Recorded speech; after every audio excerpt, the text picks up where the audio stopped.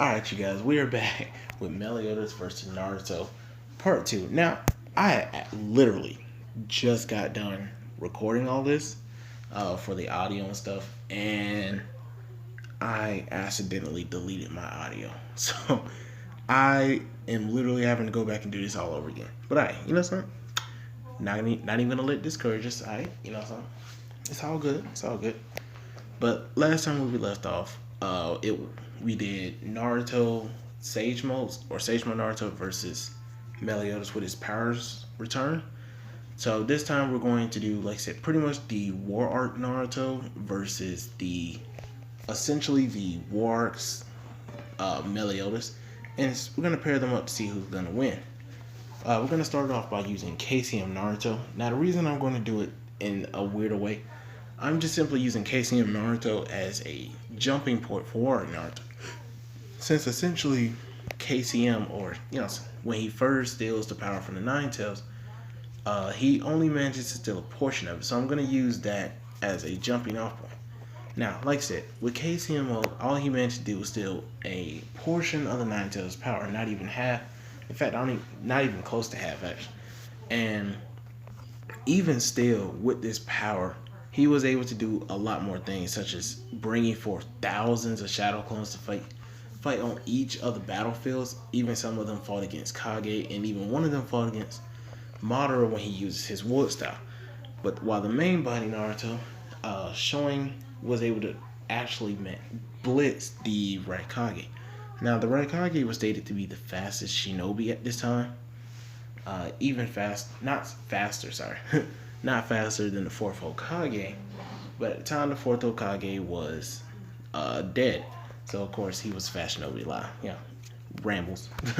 But point being, he wasn't able to do this casually though. He still did have to actually put forth a good amount of effort and focus to actually do it. But the fact that he was still able to do it, and it even reminded Tsunade and the Raikage both of the fourth Hokage, shows just how fast he was able to move at this point. Now, he later on, with the cooperation of the Nine Tails, manages to basically become what I would call full power. At this point, the Nine Tails is no longer holding Naruto back in any form or fashion. This is when Naruto essentially befriends the Nine Tails and is able to fully utilize the Nine Tails' power, or rather I say the power of a Jinchuriki. Most notably in KCM, he's not allowed to actually use the the Tail Beast Bomb, while in KCM 2 with the cooperation, he's able to actually fully utilize the Tail Beast transformation and is now able to actually use the Tail Beast Bomb. This Naruto KCM 2 with the Avatar state was strong enough to actually slap away 5 Tail Beast Bombs all at one time.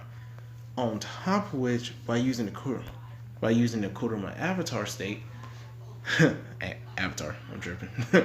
By using that power, he was able to actually face off against all 5 of the Tail Beasts at once and form a Tail Beast bomb that managed to collide and even out with the combined condensed chakra and power of the 5 Tail Beast bomb.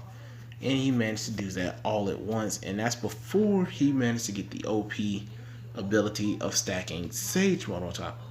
Now with Sage Mode on top of it, like I said, just picture Naruto being able to do all that stuff before, but now with even more strength, even more speed, even more reaction time, and everything else. So much so, he was able to actually, by giving his father, who also had the Tail Beast cloak at this time, was able to actually apply Sage Chakra to a Kurama Avatar state, Rasengan, making it really dangerous. So it's just ridiculous. Like, picture Naruto already in Sage Mode, able to rival or at least do damage to the Nine Tails. Now give him the Nine Tails power plus Sage Mode on top. He's pretty ridiculous. Now, Meliodas, when he comes back to life, is no pushover either. At this point, he now has a base power level of 60,000. Now, we've shown that with his power level of 56,000 when he faced off against Gloxin and Dro, that he was already strong enough to be greater than Sage Mode Naruto. In the same state, like I said, he was able to have the same abilities and power as he did with his curse mark with 56,000 as he did. But now he has that in his base form, plus with a little bit of extra sizzle on top of it. Now, this is important because, like I said, that's just his base mode. So in base, he's already stronger than when he had his power return. Not even with his demon mark showing. Though granted, when Fraudrin, one of the Ten Commandments, actually managed to get his ass handed to him by Meliodas, he gets to the point where he realizes that there's no way to beat him except now he's just going to literally self-destruct himself by pouring all of his life force into him and exploding. Now this was going to literally cause the destruction of the entire kingdom of Leonis. Now, and that's just Fraudrin, who actually had, even his max power level was weaker than Galan.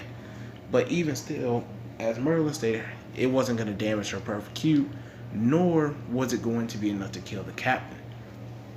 So at this point, Meliodas, just with the demon mark showing, not even the next one that we're going to talk about, can already survive stuff that can destroy an entire kingdom with relative ease. Now, Assault Mode Meliodas is a completely different story.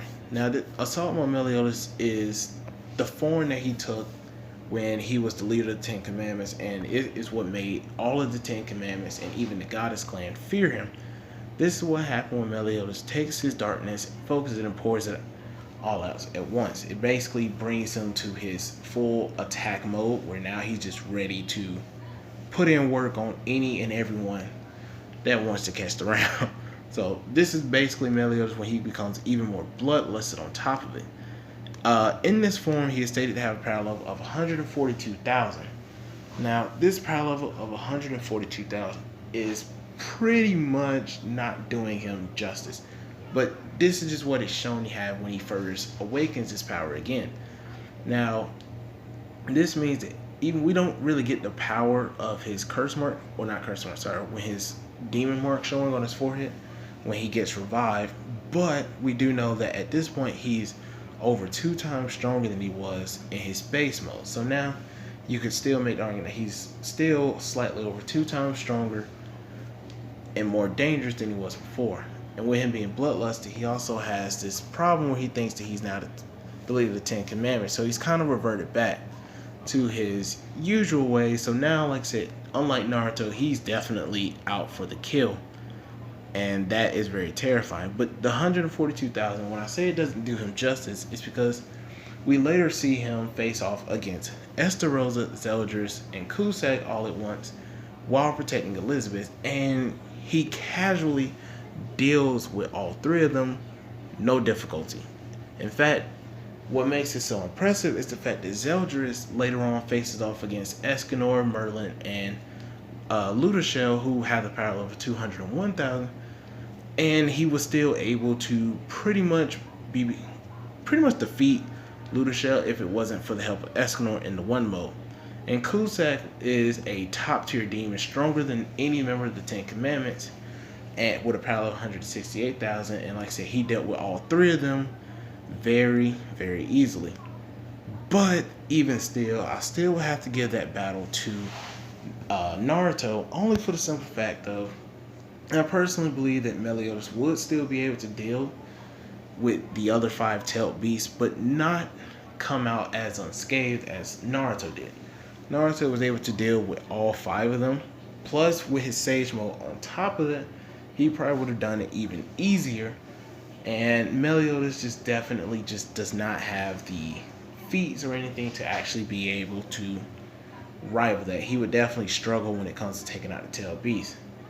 Now, this all comes to a bit of a change where now Naruto gets the powers of Sage 6 Path, Six Path Chakra. He gains these powers when the Sage of Six Paths decides to give him and Sasuke the boost that would allow them to be able to defeat the greater evils that are coming, such as Madara and Kaguya. Now, Six Paths Naruto, without the QB clone, is already no joke. This is just him using the Six Paths Chakra that was given to him by the Sage of Six Path. And this same Naruto was able to easily press a 10 tailed Jinchuriki one Rinnegan-eyed Madara, who was able to face off against the 8 gate opened guy.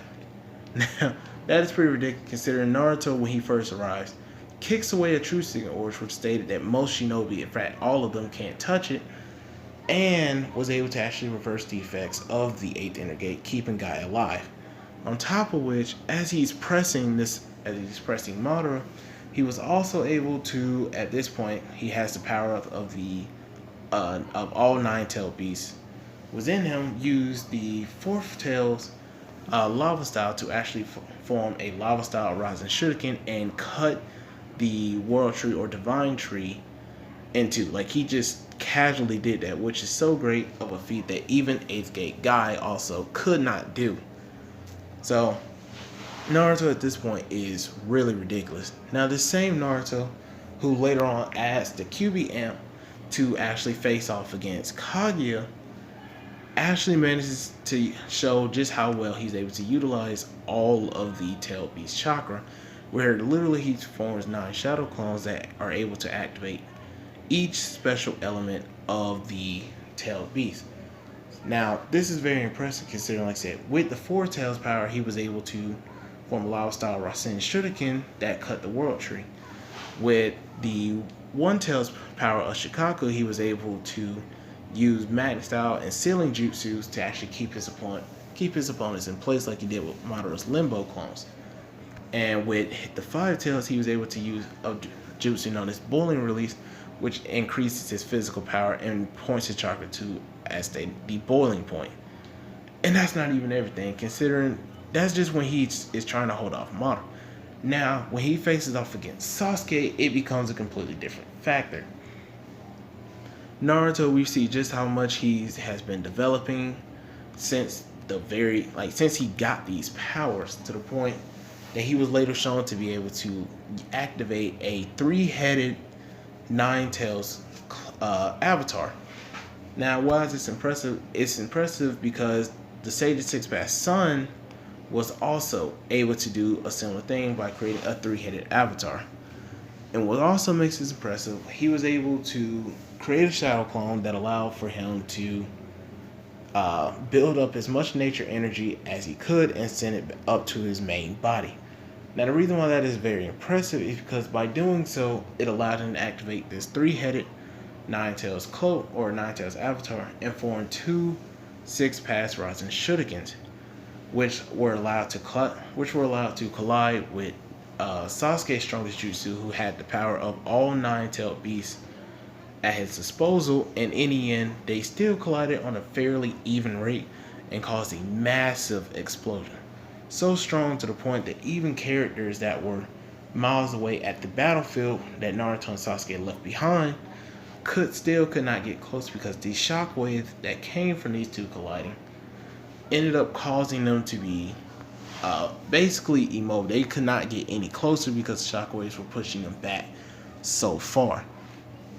So yeah, 6 Pass Naruto is without a doubt no joke, but this is still when the power shift starts to turn and it becomes a lot more even. Now, Demon King Meliodas. Okay, this is a little difficult to talk about, but Demon King Meliodas, by implanting the 10 Commandments, he ends up becoming the Demon King like he wanted, but it's only thing that 10 Commandments serve the purpose of is allowing for the Demon King himself to take over. Now, the reason why this is impressive is because, yeah, Meliodas is still far beyond his father when he possesses his body. And we later see that before he even enters his emotional state and enters in his mind, we see him talk to his father as he activates his true power when he finally stops holding back and he cuts off the Demon King's arm to finally escape purgatory. And his father even states that, no, you will ruin anything. And Meliodas states just how he looks more panicked than usual. Finally get to see it. Now, this is really impressive considering, like I said, that same Meliodas who later faced off against the Demon King in his own mind and goes through their all-out battle, casually defeats the Demon King. Like, he puts in pretty much no effort. The Demon King actually had to resort to trickery to try and actually defeat Meliodas by stating that, yeah, even if you defeat me, there's nothing outside waiting for you. And even then, once Gothar used his powers to invade the mine and show that they're all still alive, the Sins and Elizabeth were still alive, Meliodas proceeded to casually beat him. And this is impressive because the Demon King, just by blinking and releasing a fraction of his power, was able to cause such massive damage, such as the pattern that you see now by using the Great Sage. And even later, we see with just Meliodas awakening his true power, was shown that he was still able to beat the Demon King and Zeldris, who later took on Zeldris' body. Now, even the Demon King himself stated he should have power that rivals mine, but he's not even using his demon power, nor the power that should be able to actually allow him to rival. And he calls him a fool for that because Meliodas is trying to not kill Zeldris, but also stop the Demon King. So Meliodas just casually powers up to only match him, so that way he doesn't just simply get obliterated. Even when the Demon King becomes stronger, as I stated, Meliodas just simply activates his curse mark. Or I keep calling it curse mark. I'm tripping. But he actually activates his demon mark just for the sole purpose of staying just simply one step ahead of the Demon King and not allowing him to fully take over. And like I said, this is Meliodas with his emotions back. He's a lot more the usual Meliodas that we see at the beginning of the series. And no matter what, even when the Demon King, while fighting in the lake, even when he starts to gain his original power back, like he had before when they fought in Purgatory, and actually, I will state, he's actually a lot stronger than he was in Purgatory, as he later states, or as Meliodas states that he's stronger than before. Meliodas is still able to rival him just with his demon mark showing. So, yeah, Meliodas without the Ten Commandments, and we're just simply using the power that he already had, that he had lying subconsciously dormant within him, he is still able to rival a much stronger Demon King in terms of physical power. So Meliodas is unbelievably strong. It's not even funny just how strong he is. And what also makes this more impressive is that Meliodas, as I stated before, Meliodas actually only has 24 hours to remain in the mortal plane. The longer, if he stays over longer, it is stated he is going to destroy the world. And we see that happening as just by Meliodas existing in the mortal plane, it's causing all of these natural disasters to occur on an unprecedented rate. From the things such as huge tornadoes and earthquakes happening and huge tsunamis and stuff, Meliodas just by existing is causing all this to happen across the world. As stated by King Botcher himself, who has sent scouts around the world to actually try and figure out what is going on.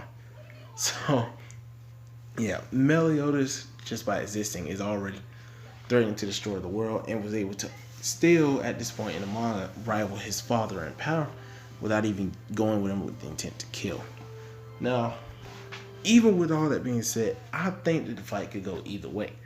Naruto definitely has his destructive power, and on top of it, with the power of the nine-tailed beast on the side, he would definitely be able to face off against Meliodas on a pretty evenly front. But at the same time, Meliodas, who was stronger than his father, taking over, and you've seen the type of damage he can do in the panels I showed earlier, Meliodas is still far beyond that level and was still able to actually rival that.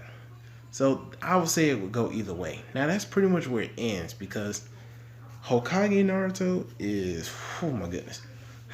Hokage Naruto is on a completely different playing field.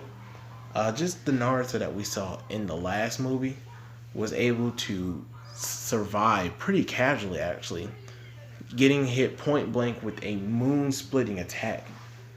That is absolutely ridiculous. And like I said, that's just Naruto in the last movie.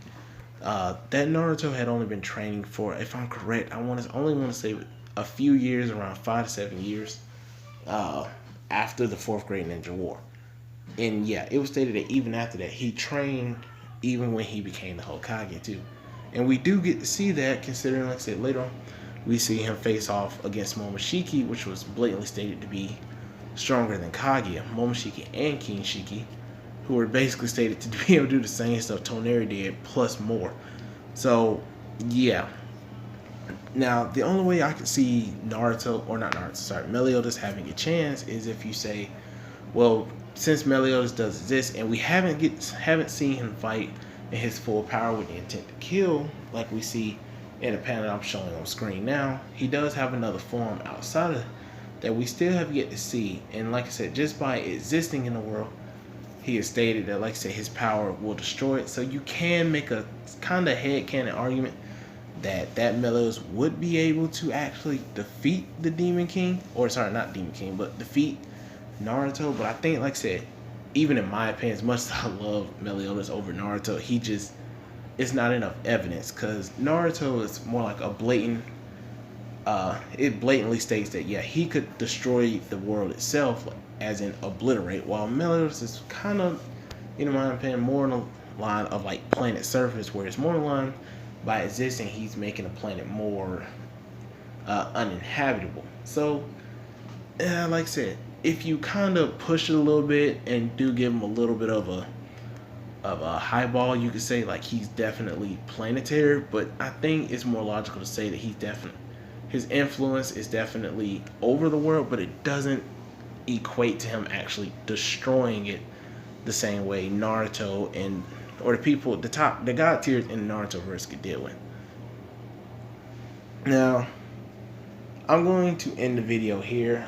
Like I said, I had to redo this all over again. I had already been putting this video together for a few days, so it already took a little bit of effort with all the stuff that's been going on. So I really hope you guys enjoyed this. I hope you all like and subscribe. And if you agree with me or disagree with me, comment it below and we can talk about it in the comments. I actually like to see if people, can bring any new arguments to the table that I didn't think about or anything of the nature. So if I missed anything and you guys want to bring it up to me, if you just want to just tell me that I am blatantly wrong, feel free to comment, and I am happy to talk about it with you in the comments. But until next time, you guys, I'll see you. Peace.